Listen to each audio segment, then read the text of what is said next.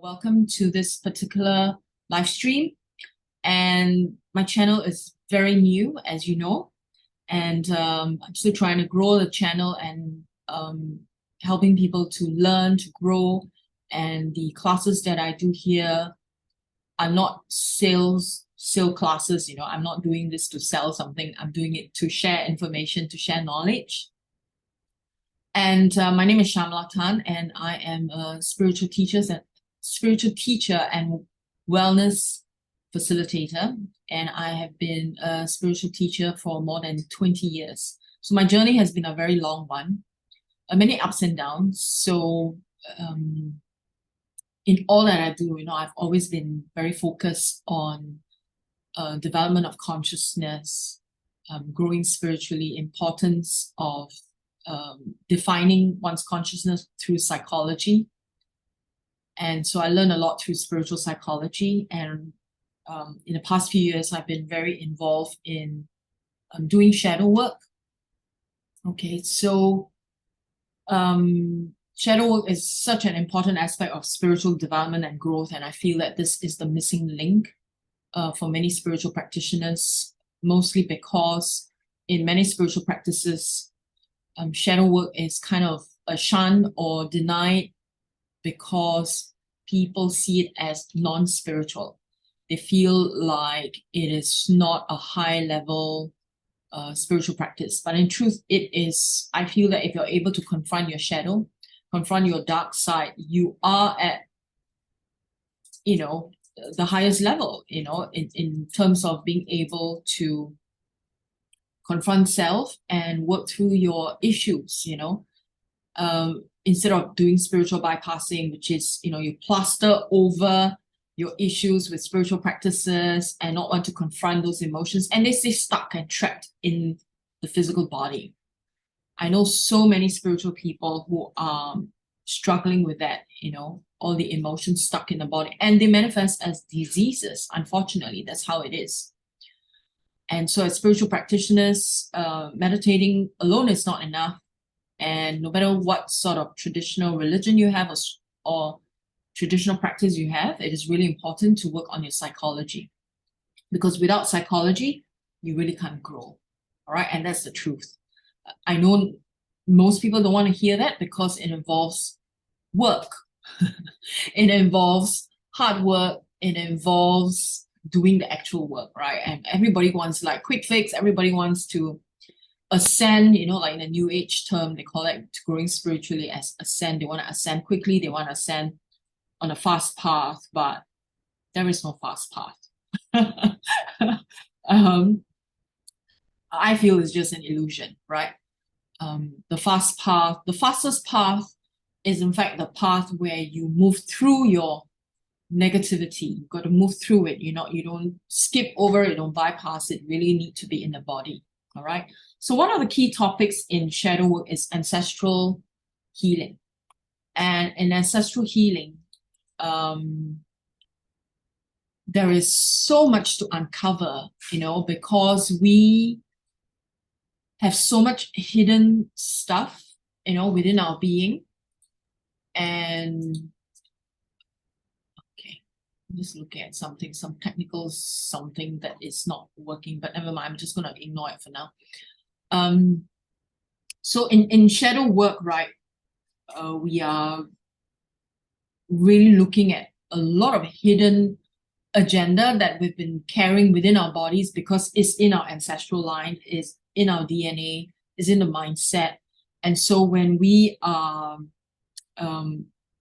moving through the process of growth and development as a person, we may not be aware that we are unconsciously operating or behaving like our parents. And we so not only do we inherit like physical illnesses, right, diseases. People always say, oh, it's in your genes. This particular whatever disease or illness is in your genes, it's genetic. So just be careful because you may have it as you grow older or you reach a certain age. So we not only carry that, right? We also carry the mindset, right? The mindset of our, or rather the kind of mindset that your family has, you do carry it with you. The superstitions, the cultures, the traditions, the type of thinking, the type of emotional energies, all of that, right? We do inherit that. And because it is so close, right, within our family dynamics, we don't even know that it is negative, or it doesn't serve us, or it is, sometimes it's silly, right? And especially when you look at certain superstitious tradition, and we follow it because we're afraid that something will go wrong, right? I know in the Chinese tradition, right? First day of Chinese New Year, people don't sweep the floor. Because if you sweep the floor on the first day of Chinese New Year, it's bad luck. And you're going to sweep away all your luck. So this is such a powerful programming, right? It's passed down generations upon generations. We don't know who started it, right? But the person who started it has created such a powerful force that no Chinese family is going to sweep their floor on the first day, and all Chinese families, right? First day of Chinese New Year, they're not going to, sweep the floor on the first day of Chinese New Year. But it's silly if you think about it, because if something happens, if you have to sweep the floor, you have to sweep the floor, right? But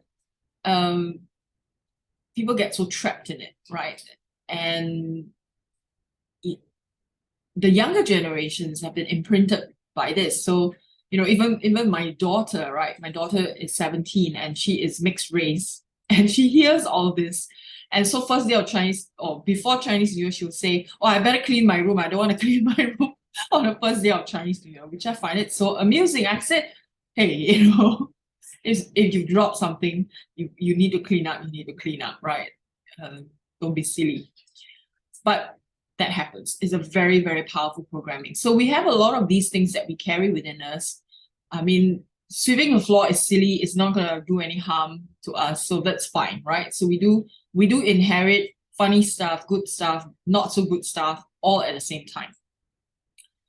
And we are not able to see it because it's so close, right? So close to our family. Anything that is in close view, right? Like even if you put something right in front of your eyes, you're not be able to focus, you're not be able to see it because it's just too close. And so a lot of these negative programmings that we carry with us, right, from our ancestors, they are too close and we're not able to see them. And in some of the work that we do, right, in ancestral clearing and in doing shadow work, we really need to take a step back and to be able to observe ourselves and not be emotionally entangled as we're observing. When we have emotional entanglement in it, that's where we get lost, right? And that's where we find it very, very difficult to know what is right, what is wrong, where it begins and where it ends. Okay, so the focus in today's live stream here is on the psychology, right? The psychology. I feel like the psychology dictates everything else. Dictates how we even perceive genetic disorders in terms of our physical well-being. And anyone can do this, right? Especially if you've been told, like, oh, your family carry this particular disease in the genes, so you need to be careful. Sometimes, even in healthcare, right? They'll tell you out of goodwill, but they don't realize how much imprinting and how much of that fear energy may be introduced into a person. When they ask like, oh, did your family have cancer? And how old were they when they had cancer? So they do all these health checks, right? And then they ask you to be careful. Now, knowing this is important so that you can do something to prevent it, right? It's not for you to await death or await like doomsday. That's not the point at all, right? So that's why the psychology is so important. The mindset, how we are looking at ourselves and how we are aware. I think the self-awareness is really key. Without self-awareness, we don't get anywhere. right? Self-awareness is one of the most important ingredients, right, in spiritual development, in consciousness work. And even if you don't want to grow spiritually, it's fine, but you want to be a healthy human being, right? Your psychology has to be really clear, and this means that you need to have self-awareness. And what is self-awareness? Right? Self-awareness is to question self, question, being aware of what you are doing and questioning yourself, and to wake up, to awaken yourself and to ask yourself, hey, what am I doing here? Is this the right thinking? And to have critical thinking. So you do not just follow, you do not just follow whatever anyone says, whether it's your family or even greater society. Be able to think for yourself. When you're able to think for yourself, then you have greater self-awareness, right? The lack of self-awareness is what drives us to many of the sufferings that we are facing right now in our lives, right? So self-awareness is very important.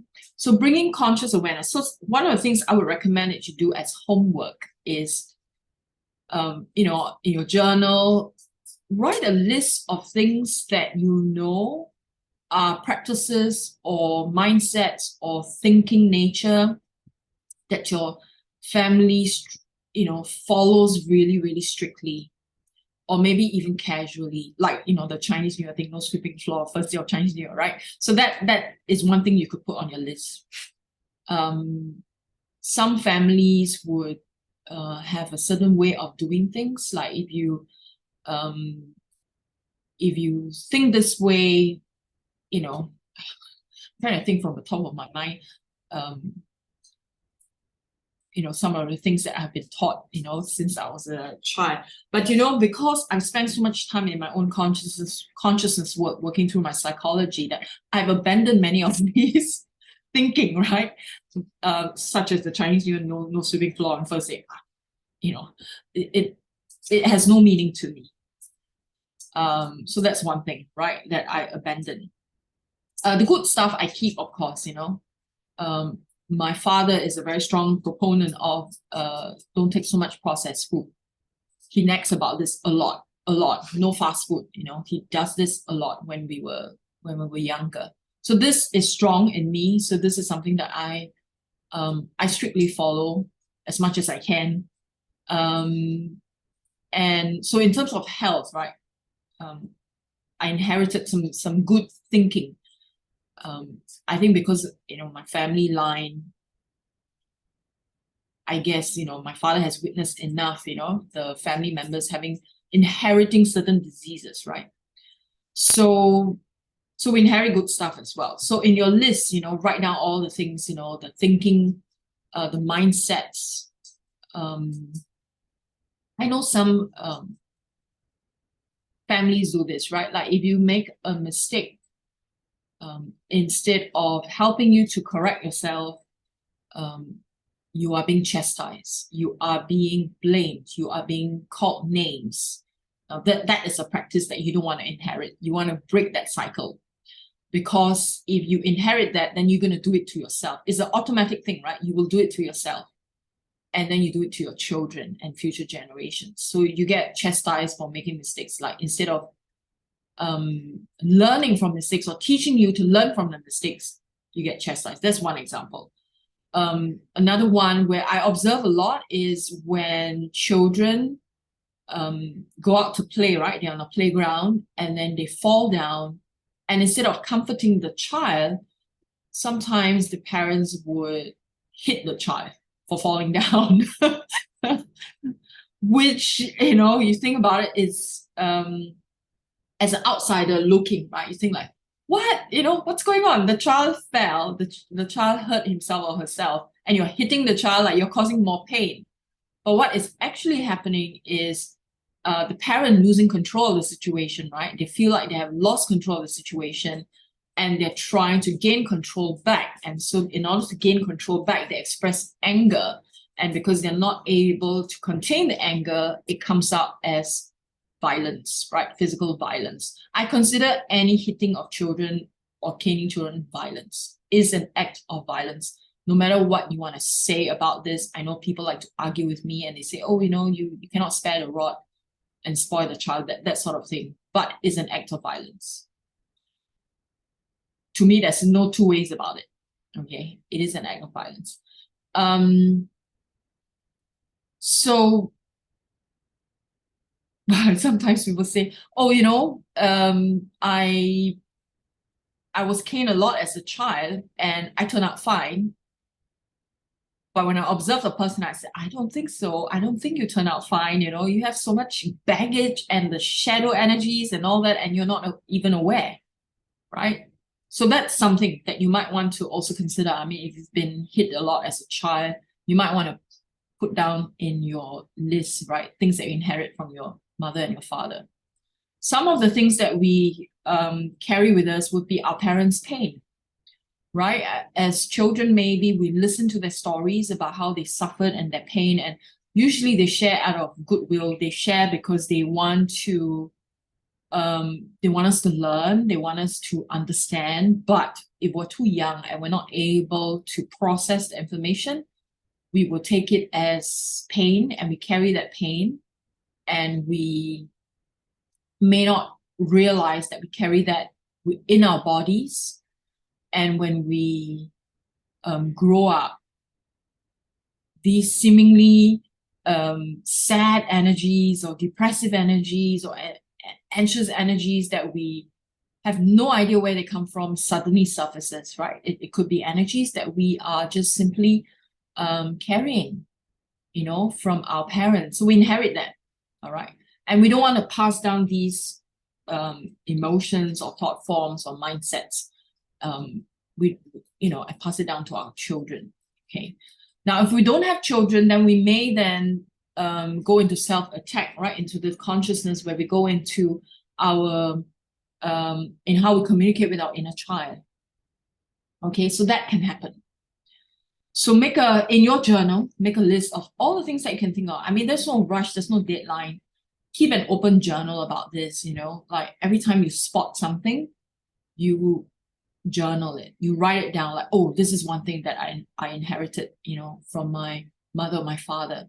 Now, if your parents have a way of communicating, let's say they treat you with silence, or when they withdraw love, when you misbehave, you need to put it down, because that is something that has impacted you, and you will likely behave this way towards your spouse, towards your children, towards other people. You will give them the cold shoulder, you give them the silent treatment, if this is something that your parents do.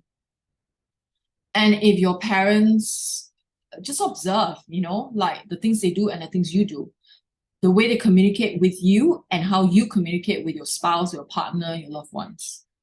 There is a pattern. There is always a pattern. And when you bring conscious awareness to these patterns, you catch yourself and you break the cycle. That's the first step.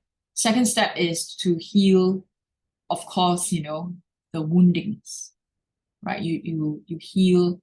Maybe as you remember, you recognize the pain in your body. You may not have conscious memory, but you recognize the pain in your body when certain emotions come up, like when you watch a movie, or when someone says something which has the same vibrational frequency or energy as something that your mother or father said to you in the past, and you feel that pain in that particular part of your body, then that's an energy, right? It's a shadow energy lodged within the physical body, and that's when you need to sit with it. Not to avoid it, not to suppress it, not to repress it, none of that. Sit with it. Sit and allow the energies to be expressed. It's not easy to do this, so I would highly recommend working with a therapist, right? Because it's not easy sitting down and say, okay, I want to feel the pain that I felt when my mother told me the story about her childhood, and I felt her pain then as a child, and I'm feeling the pain now, and I want to just sit with it, right? It's not as easy. In this sort of work, I always recommend doing it with someone who is good at it and who's able to sit in a session with you and to supervise the session. That is far more fruitful than trying to sit and work with it and not get anywhere. And then you end up saying, but it doesn't work. Of course it doesn't work. You know, you don't have the know-how, right? But if you want to try, you want to attempt this on your own, you need to sit with it. And you sit with it for as long as the emotion is still there. Every time you bring up that emotion, it's still there. It means it has not been transmuted. To deal with these kind of emotions, right, is about moving through it, not moving away from it. Our default in the world that we live in, right, in this society that we live in, we want quick fixes. So all we do is we move away from negative emotions. We move away from negative thinking. We move away, when in truth, we have to move through it. And only when we move through them, we gain the enlightenment, right? It's like imagining yourself like a caterpillar in, I use this analogy a lot because it's the simplest analogy. You move through, you're in a cocoon, right, with that negative emotion, and you move through, and then you emerge as the butterfly, right? So it's about moving through our negative emotions, moving through our negative thinking. It's not avoiding them. Avoiding them makes them more powerful. Whatever is in the shadow and you push them further into the shadow, it has so much power to control your every movement, to control all your decisions, and you think that you are the one in charge. No, you think that it is your conscious mind being in charge of your decisions. No, it is the unconscious. It is the shadow. And the more powerful the shadow is, the less power you have consciously. That's how it is. Okay? And so every time you make a decision, you ask yourself, is this decision coming from the shadow? Am I making an unconscious decision because I'm fearful of something? Or am I making a decision because I'm really empowered? When you are filled with a lot of fear, right, and you're not healed, your choices are very limited because you only know one thing, and that is to escape. But if you heal through your pain, right, and all the shadow stuff, all the suffering, right, that has had control over you maybe your entire life because of, you know, your family ancestral thinking, the certain kind of mindset you operate from, and if you keep working on, you know, being aware and stop the cycle, then you find that, hey, you know, I have so many choices. I see things much more clearly. I can make choices. I can move out of this. Okay. And so keep that journal open because it's an ongoing process. You know, it's not something that you do in one session. I find it really, really amusing whenever people come to me for sessions and they tell me, you know what, I looked at my inner child issues, you know, for example, inner child, right? Oh, I thought I've already healed this. I did a session 10 years ago and I thought I already healed this. And I always say, my dear friend, this is an ongoing process. It's not something you've done 10 years ago and it's over. It's not like something on our to-do list where we tick and say, oh, it's done, move on to the next thing. It's ongoing. There's always stuff coming up, and we are you know, people talk about being multi-dimensional beings, right? What is a multi-dimensional being? Multi-dimensional being doesn't mean that we are some evolved ascended master and we have one part of us in this universe, or we have a higher self in that universe.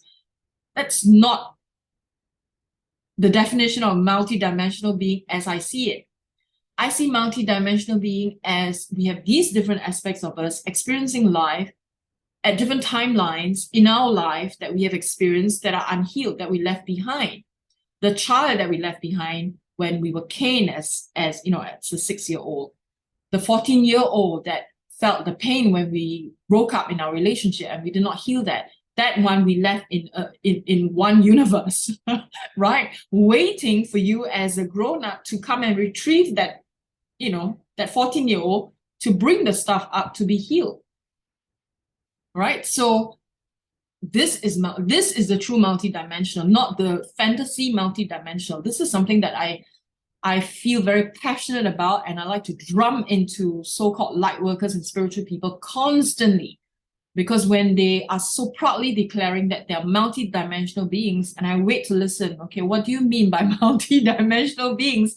And they automatically always tell me, oh, I'm an angel from level whatever, and I have descended down here to serve humanity. I say, oh gosh, you are here in the human consciousness matrix to work through the human stuff. I don't care who you were in your bloody past life, right? It really doesn't matter. You can tell me you are whatever. I'll still say, go back and work on your inner child issues.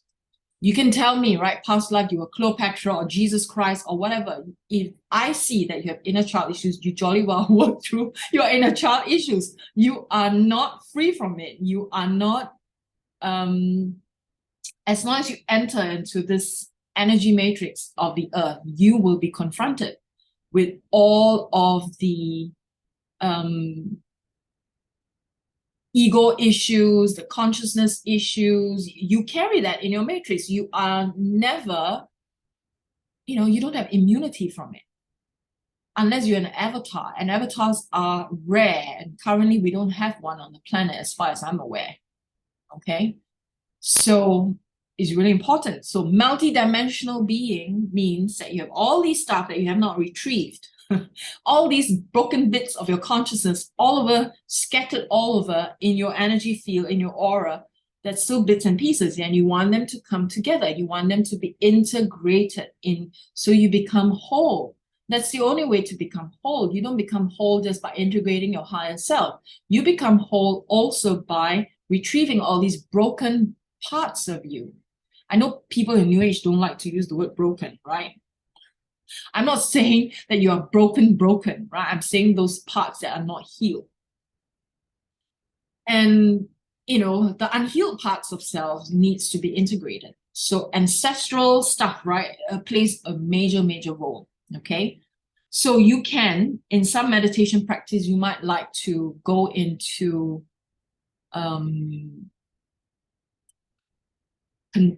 connecting with the inner child, one of them, right? Inner child issues is one of the biggest. I think I'll do one live stream on inner child. I feel it's such an important topic because the ancestral stuff impacts the inner child the most, right? Our growing up years, right? From, 0 to when we're 21, we are completely helpless and in the care of our parents. And our parents, if they have not worked through that psychology, what's going to happen? They carry whatever they have carried, right? Whatever trauma that they've had. And then they impart those to us. So the child within us is usually the most traumatized and brutalized in that sense, right? We get chopped up, in metaphorically, right? We get so, we don't get the care that we deserve. And not because our parents don't care. I mean, they're just doing their best, but because everyone carries this trauma. And so we need to break that cycle so that we don't pass it down. Okay. So the journal, right? That's the important thing. Do the meditation. Meditation to get in touch with the inner child, the child within. And ask the child, like if you can recall certain things that you have been so fearful of growing up. I remember this, for me, this I feel is more than just ancestral. Growing up as in Catholic schools, and the emphasis is on your virginity, right? In a Catholic girls' school, on top of it, and the emphasis has always been, staying a virgin. And when you go for catechism, right? I mean, they talk about this so much, and you have this fear like, oh my God, what if I start dating and then I lose my virginity, right? All of these, it's so powerful programming, right? And it's very traumatizing if you don't have the right context. And so, I had my fair share of trauma from, this particular Christian organization. Let's put it that way. So, and I'm sure many of you, right, listening to this also had probably the same, right? Depending on what kind of background you grew up in certain traditions, the trauma, right, is powerful because I feel some of these teachings are imparted to us without the right context. And they simplify it too much to the point where we just take it at face value. And it's really harming, right, in the long term. Okay. So, do you have questions? Anyone has questions? I received some questions, so I'm gonna break this particular live stream to answer this particular question. One of the questions is, can you suggest some simple techniques for healing ancestral trauma that I can incorporate into my daily practice? Okay, so depending on what your daily practice is, I would say if your daily practice is meditation, maybe you spend 30 minutes a day meditating, I would say incorporate a part of your meditation to getting in touch with any aspect of your wounded self. So the wounded self could be your inner child. The wounded self could be something that your parents said to you that traumatized you, that scared the shit out of you, or something that you heard, something that you witnessed that you did, and it's been, an imprint, very strong imprint within your consciousness. And you recall that emotion. You don't have to recall the scene. You recall the emotion and feel it in your body. You can make that as your daily practice. You can incorporate it, right? And of course, the other thing is daily journaling. When you do your normal journaling and you, jot down, some of the things that you know, and maybe do a dialogue, with that aspect of yourself. Have a conversation. You can write it out, you can record it, but I always find writing, not typing, right? Writing it out really is far more effective because it exercises a different part of your brain versus typing. And the recall becomes very physical and is a physical sensation that we want to activate. Because recollection of energy on the cellular level is very, very powerful. And you have a pen and paper, right? When you write, it brings your whole being is involved in the process. When you're able to touch paper, when you're able to, touch your pen, pencil, and you do the actual, writing, it's a very powerful process. So do that. Another question that I receive here is, can healing ancestral trauma affect my family members and future generations? Definitely. All right, definitely. How? Firstly, when you stop the cycle, you will have a positive impact in your future generations. It doesn't matter whether your kids, whether you are not a mother yet or not a father yet, or whether you already have kids and they're grown up. It will still have a positive impact because when you shift within your consciousness, there's a rippling effect down the family line. It's an invisible line, isn't it? The family, the energy cords, all right, that we have. Now, of course, if they do their own consciousness work, it's going to be much more powerful. If not, then you are just being a more positive source of light, positive source of energy that you're sending out to your family and to future generations, because you have stopped that cycle. Okay. So when you heal your ancestral trauma, whatever it may be, it does have a very powerful impact. And not only does it change energetically, not only does it change like your current family and also the future generations, on the psychic level, it also clears up the past, right? That means your ancestral line before you, it clears up the energies as well. You lighten the load of the family line, family energy. Okay, it will be lightened. It's not some magic trick. There is no quick fixes, which means that even if you spend every day doing a meditation where you're cutting cords, and if the trauma is very deep and you have not done the psychological work, you're still attached. All right, so it's not a magical one where you every day you do, cutting cords with ancestors, and you just do a ritual where you are cutting cords. Yes, it helps, But if you don't address the deep trauma embedded in your beingness, then you are just doing everyday cutting cords, but not addressing the real thing. Yeah, then it's just going to stay stuck, right? And it can manifest as illnesses, diseases, because any energy is not cleared within the physical body will have to manifest itself. It needs to get out, right? It will move through your being, and it needs to get out somehow. And so it may erupt, and the eruption may be, is like an ulcer, right? It needs to pop. And so we don't want it to pop in the wrong way. So the idea is to be empowered. So you make empowered moves, and you do this on the psychological level. That means you are consciously doing it, and you are clearing the trauma on the psychological level, not energy level, not just energy. It's not enough, all right? It is part of the healing process, right? Doing energy work is part of it, but the root or the foundation for your clearing is the psychotherapy work. And it's something that we cannot run away from. You cannot spiritualize it. You cannot plaster it down with spiritual practices. You cannot plaster it down with 100 Hail Marys, or 108 chants of Buddha's name or whatever. You can't. It doesn't work, because the psychology is still locked in there, and addressing the trauma, you have to go deep, in order for it to work. Okay, so I hope that answers your question.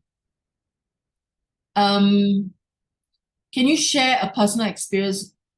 Can you share a personal experience with ancestral healing and how it has impacted your life? I would say for me, it is ongoing. There are always new things popping up, and I do this by observing my own parents. And I hope my parents are not watching this, but my parents grew up at a time when during the World War II, right?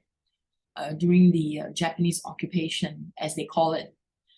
And so a lot of deep trauma, right, in them. And so they grew up at a time where it was extremely challenging, didn't know any better. And so they also lost their parents.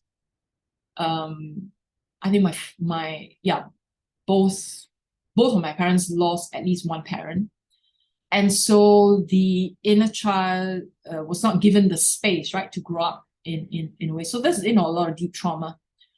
And so for me from the time I started my spiritual journey, I knew how important it was to work on my inner child. And that was when I was 21.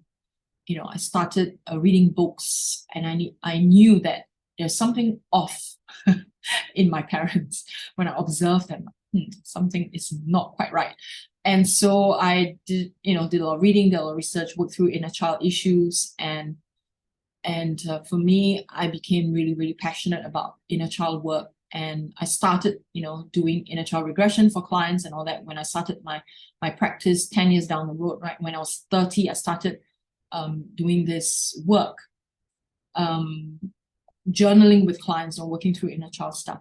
So for me, when I observe my parents, even now, right, they're almost 90, and I can see how the inner child consciousness is just running them, but I do it from a point of observation, and I don't judge them, I don't blame them. I mean, that's how they grew up, right? So, but I see and I notice that, okay, this is something very interesting to watch and observe, and I compare, in inverted commas, right, myself and my positioning and how I behave towards them. And I would never behave, and I will not behave in the way that they behave, towards me. And I treat them as equals, and so it's, the how it has shifted for me is really observing, and seeing how that do not want to be run by my inner child consciousness. And I honor the inner child. And so some days, I mean, because my mom also has early onset dementia. So some days I allow my inner child to come out to play with her. So I would have silly conversations with her, like a child to a child, right? And just to awaken something in her. But in terms of caring, right?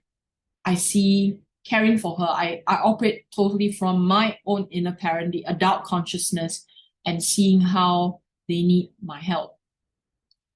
And in me responding to people, right? When I'm challenged by people, like friends or clients and all that, I see that I, as an individual, comes from an adult perspective, and when I see someone operating from an inner child consciousness, I would not put myself as a inner child and trying to debate. If you think about it as a grown-up, you don't fight with children, right? You walk away from it. And so so it has completely changed, impacted my life and how I operate as a person, as a human being. Sometimes the inner child comes out and be mischievous, right? And I allow it in certain situations, especially when I'm dealing with people that I know, like narcissists, right? Dealing with narcissistic people, I just allow the mischievous part of me to, I do a lot of wordplay. So in my communication, sometimes with narcissists, that's what I would do. And for me, it's like, okay, it's just for fun. I know that no conversation is gonna, whatever I say is not going to get through a narcissist anyway. So, and I just do it for fun, like, okay, I just do this to bug them or to irritate them, but, but that's it, not big harm, no big harm done. So for me, it's, I guess, clearing this ancestral trauma, right? And seeing how I was growing up and treated by my parents and how they operated and taking a step back, right? It's changed my life, right? And I would say it set the entire trajectory also for my life's work, because my life's work is really, helping people to grow up, right? Most people are grown-ups, but they're still operating from a teenage consciousness. So I would say it has made a huge impact. Okay. Any questions? Anyone who's watching this live stream, you can feel free to type in. Okay, and I'd like to go back to the topic at hand. The role of forgiveness and compassion in the healing process. Okay, this is a very important part, right? I mean, as much as we can, journal and do our meditation or work with a therapist to clear, but if we don't have forgiveness and if we don't have compassion in the healing process, it's very hard to break away from it. The compassion really has to come from the adult consciousness. The inner child consciousness, do not have the capacity or the bandwidth to be able to come up with a compassionate heart. So the adult has to step in, right? And in ancestral work, when you're, let's say, where this particular mindset is coming from, or this trauma that you've been carrying with you for a long time, it's coming from, right? Mother, father, grandfather, or uncle, or whatever, right? People that have done things, or you perceive as these things done to you, right? It's always perception. And the compassion and the forgiveness is vital. But don't be too quick to forgive. Don't be too quick to be compassionate. Why am I saying this? Because when we are too quick to forgive, we then think that we have healed. And then we say, oh, I don't need to do the work. I'm very healed. I forgive them, right? Like the saying goes, if you forgive, you forget. But you really cannot do that too quickly. You need to work through. I would say work with forgiveness only when you have worked through the trauma. And but have compassion for self as you go through it, which means be gentle with yourself as you work through your stuff. And when you're too quick to forgive, the tendency is to reach for quick fixes because you're so quick in forgiving, but you will not be able to be compassionate towards self. You'll be so hard on yourself and you go into self-blame. When you go into self-blame, it defeats the entire practice, right? The entire process. And then the trauma goes deeper, right? And so when you do ancestral healing, address the trauma and don't try to address all of them at the same time. Deal with one thing at a time, right? And know that it's a process. Don't set this impossible deadline. There are no deadlines, right? The reality is this, there are no deadlines. And this is something that I tell my clients all the time. The question that people ask me is, how many sessions do I need? And I always ask them, how many sessions do you think you need to forgive yourself or to forgive this person or to be compassionate? And I'll ask them, how long have you had this trauma embedded within you? And let's say they're 40 years old and they say, oh, I guess all my life, 40 years old. And then I go, so you want to clear this in 3 minutes in one session? Of course not, right? You've had it for 40 years, then, how long do you think it's going to take? But I can say that, even though you've been carrying it with you for 40 years, it doesn't mean that you're going to take another 40 years to heal. Of course not, right? If you do this productively, constructively, and you work with a good therapist who's able to journey with you, then definitely you're going to be very fruitful. I also do not encourage forever kind of therapy. You can't stay stuck in therapy forever. Then that's not a good therapist. It's not productive. You're not getting anywhere. Okay. Through every session, there must be something that you feel like, okay, I've lightened the load on this particular area of my life. You cannot just go through the motions in therapy and feel like, you have. I see that happening a lot also, right? There are extremes, people who avoid therapy and people who are stuck in therapy. There are extremes. Hit the middle ground, right? Hit the middle ground. Don't stay forever. Okay, so compassion. Compassion towards self means being gentle. Don't set deadlines. Don't be too harsh.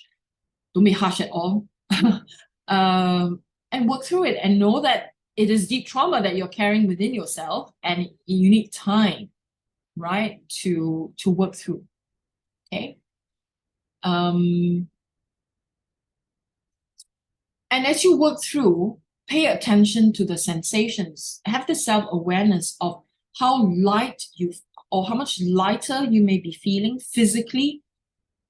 I have a video on my other channel and it is about how the body is a wonderful barometer, and it tells you exactly where the energies are and how you're feeling and how much you have kept embedded in your beingness.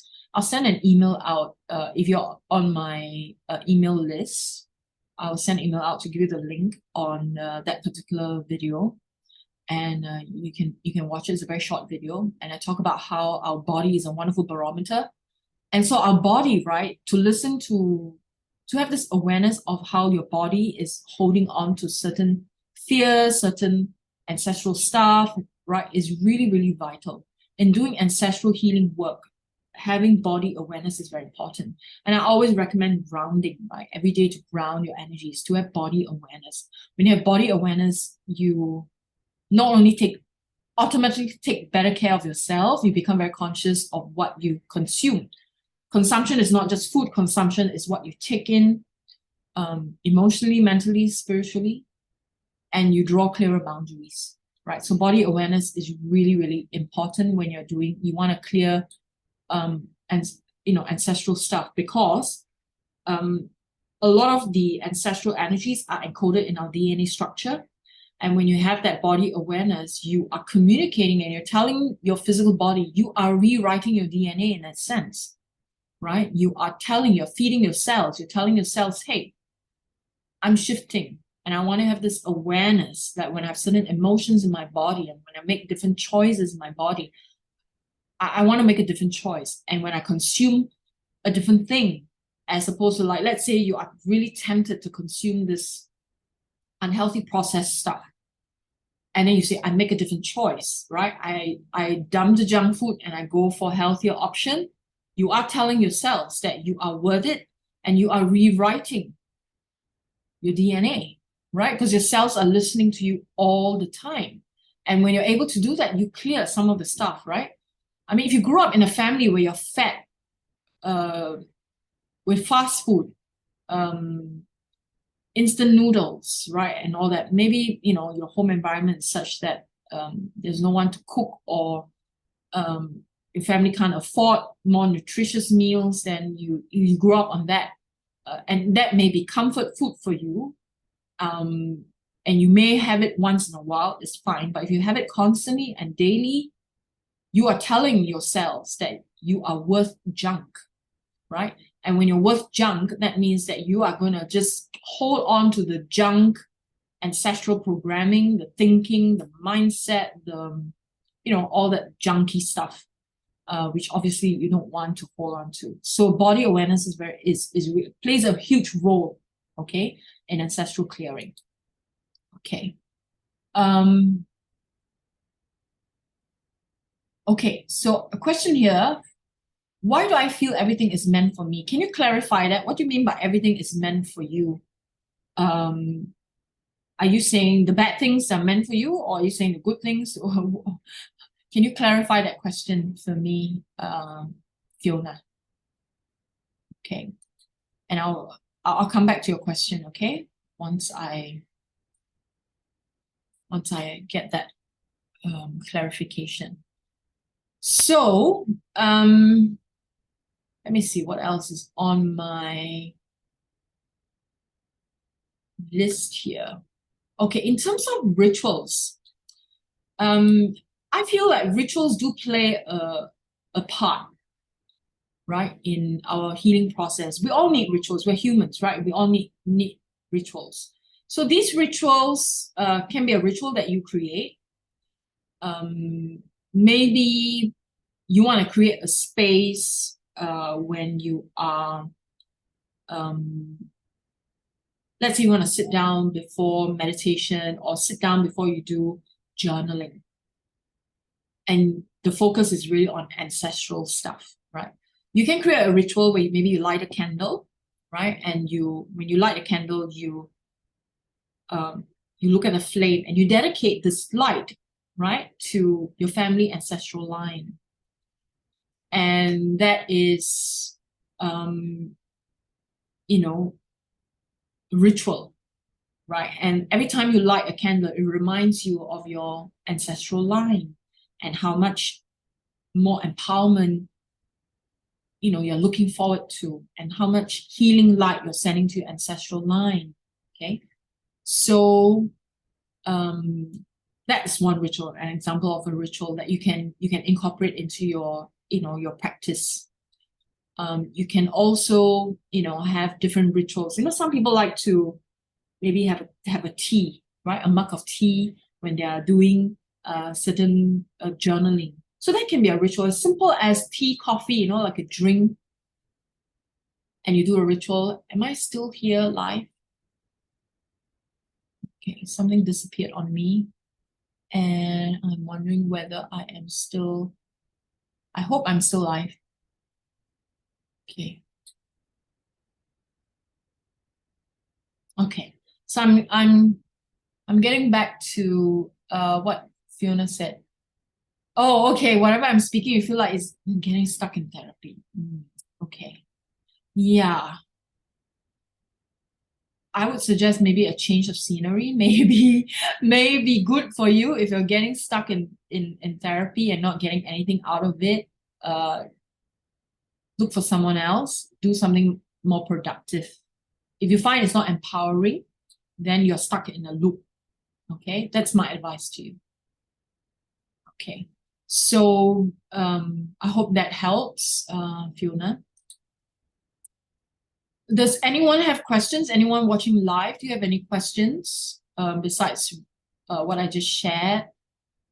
I shared quite a lot about, okay, I shared about rituals, I've shared about therapy, I've shared about compassion, healing. Now, cutting cords can be a ritual, right? Cutting cords can be a good ritual that you can do, but know that it is not the answer. All right, it is not the answer. It is not the only thing that you do, right? Going deep into the trauma is necessary, but cutting cords can be a very good ritual. I find this ritual very helpful. It helps me to end the day. It helps me to stop carrying other people's energies with me, right? I mean, cutting cords is a good thing to clear, but it's not the answer, right? It's not the solution. Okay, so okay, so I just want to recap, right? I'm just recapping what are the things that we've just shared. So when it comes to ancestral healing, it's not just about physical illness, right? It's mindset, it's about certain superstitions, culture, traditions. Certain traditions are good to keep, obviously, because if it ties family together, if you have a family tradition of like meeting at a certain time, you know, to have a meal together, obviously that's a good tradition. Like if you, on birthdays, everyone come together, obviously that's a good tradition, you know, that you should carry on. And maybe allow it to evolve as everyone gets older, right? I mean, you change how things move. Certain traditions you keep. But if mindsets that are toxic, mindsets that are poisonous, mindsets that are not empowering, right? Mindsets that keep you small, mindsets that make you feel bad or inferior, then obviously those things needs to be cleared. So let's say if you grow up and one of your parents is always chastising you, always scolding you, saying you're not good enough, or comparing you with others, and you know all these kind of things, right? We've all been through that. But if you have, you know, if it's constant and it still impacts you, and if a criticism from someone like your boss or criticism, maybe if it's constructive criticism from someone who is, you know, wanting you to do better, and immediately you feel like a child sitting in that room or sitting on that chair, then is your inner child, right? Then which means the ancestral trauma, the energy you've carrying with you is still there. And this particular habit is probably inherited, like from your mom or dad, from their own parents, right? That have been, you know, chastised. I know in certain cultures, right, to get people to motivate someone to do better, they do a lot of like scolding and criticism. It's a very interesting way. Personally, I don't think that's motivation, right? That is the demotivation, if anything at all. It's not a motivational talk. But I guess it's very common in the Asian context, right? I catch myself doing that sometimes, you know, with my own daughter, and I go like, whoa, okay, where's that coming from? Okay, so stop it. It's very unconscious, right? Because it's in the shadow. And if we don't catch ourselves, then we go into this, you know, the never-ending cycle. And then your kid is going to carry on with it. Okay, so yeah, let me see. Any more questions? Let me check my list of questions that I got. Are there any potential risks to doing ancestral healing work? I'm trying to think of all the well, it depends on your perspective on ancestral work, right? I mean, sometimes people see ancestral healing work from a very superstitious perspective. So they do rituals and they get like a witch doctor, you know, that kind of ancestral healing work is very psychic level, right? Then maybe I say potentially, you know, that there may be some danger, because then it's not empowering, firstly, and then you don't know what kind of psychic energies you're going to send to your family line, ancestral line, right? But if you're talking about what I'm talking about, which is the psychology, the shadow work, right, doing all of these type of work, whether there's a danger, no, of course not, right? If anything, you're lightening the load in your family line. If anything, you're lightening the load of your ancestral line, right? And you're lightening everyone's load. Everyone feels happier, and especially the future generations, right? So let's say this is for the benefit of people who don't have kids, but maybe you have a sibling with kids.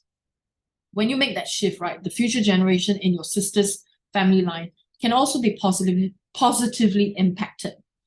But of course, encouraging them to go for therapy is important as well, which means energetically you may have lightened the load, but then the trauma within the bodies still needs to be worked on, right? The trauma within the psychology still needs to be worked on. So it's still, there are benefits, obviously, right? So, yeah. Okay, so I hope that answers the question. Let me see whether, I think there is one more question here. Is ancestral healing a form of therapy? If so, how does it differ from traditional forms of therapy? Ancestral healing is not a therapy per se. Ancestral healing is part of therapy work, right? Which means that if a person is going through ongoing therapy and you are addressing ancestral healing for that particular session, then it's just part of it. It's not a separate thing, but it can be, right? I mean, some people, some psychotherapists maybe only focus on ancestral work. I don't know. I mean, there could be people out there doing that. But I would say, by and large, is part of the process of therapy work, shadow work, right? Ancestral healing is one of the elements in shadow work. Okay. Okay, so Fiona says, sorry, I missed the first 30 minutes. It's okay. The recording will be up. You can watch it. I do need to check whether the live stream, because my last live stream, what happened was the video and the voice, right, the audio did not sync, in the recording of the live stream. And I thought that's weird. So then I had to do some editing work, and I posted another video on my channel. So I will check, and you can try and watch the recording of this live stream, or you can watch the edited version. Okay, the first 30 minutes. And so I really appreciate all of you watching live here with me, and all the people who send me your questions prior to today. Appreciate your participation. I really want to do to grow this particular channel, because I want to make the classes here available to everyone. And so I will be doing 2 live streams a month at the moment. That's my target. But I'll be doing ongoing classes as recordings, and I'll be posting them out. So far, I have posted past classes that I've done, but I'll be coming up with new materials, and I'll be posting them as well. Okay, so appreciate your time here and sharing your energy here with me today in this particular class, and I hope to see you again. And I welcome your feedback. If you have anything you like to comment below, even in the recording, I really appreciate it, because your participation helps in the algorithm, so that more people know about this channel as well. So if you can share this channel, I also appreciate it. Tell people about the live classes. So first class was dream interpretation. This class is on ancestral healing. I will probably do one on inner child sometime down the road, because the topic of shadow work is something I want to do in a live stream as well. I have a short recording on this, but I feel that more can be shared about this. So let me work out my schedule and the agenda, for all the. I have about 10 topics that I have in mind about what I want to cover for at least the next few months. Okay, so I will see you then. Have a wonderful day. And for those of you who are watching this at night in another part of the world, have a wonderful evening, and I will see you again soon. Bye for now. See you.